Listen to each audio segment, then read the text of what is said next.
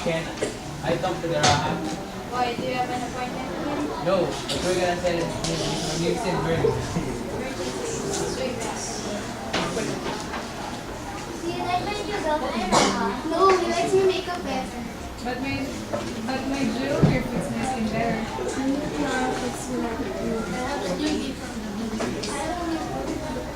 Okay, so ugly now. Shut up, lady! Today, Your Majesty, I wish to announce something. There's a hunter outside. Ooh, a hunter. What is he like? He wants to speak Yes, to there's you. a hunter. Ooh. Ladies, you may go. As you wish.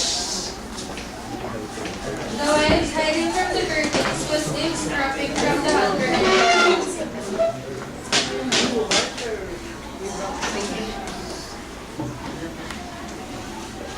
So, what have brought you here? Good day, Your Majesty. I'm here to sell you this magnificent bird.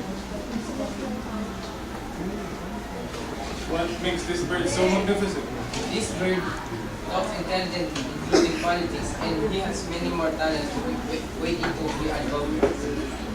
So, what's the price? 8,000 rupees, no more, no less. You'll never regret when you find this bird.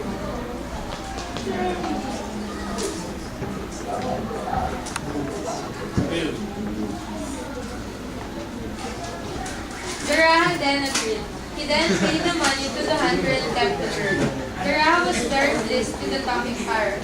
Not only did the bird talk intelligently on all subjects, including politics, the bird surprised everyone in the palace by naming all the gods in return. Indeed, the Raha became so fond of the bird that he soon forgot all about his wives. He became jealous of the parrot and planned to have it killed. One day, the Raha had to go away on a journey for a few days. And as he was leaving, the 6 wives pretended to be sad. In fact, they could not wait for the Raha to leave so that they could kill the bird. Ladies, I'll go on a trip.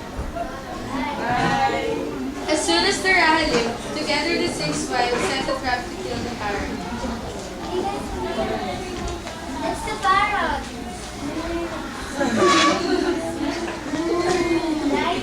Wait, I have an idea. Why don't we ask the disappearance of us all?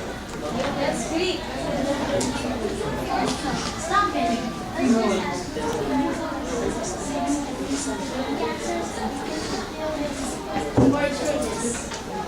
So tell us, wise one, who's the fairest of us 6? Let me see. Let me ask this cage first so I can examine it closely. Tell us first. I can't. You have to let me ask this cage first. Okay. The ladies let the bird out, and as soon as the parrot was free, he flew away saying, None of you is more fair than the princess beyond the sea. Bye! Oh my gosh! The bird was gone! As soon as the Raha returned, he found out that his pet parrot was missing.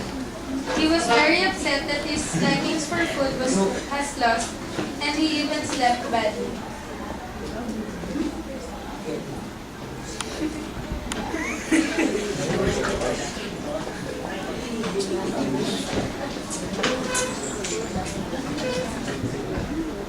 Where's the bird? No! It's flew away. The Raha was very upset.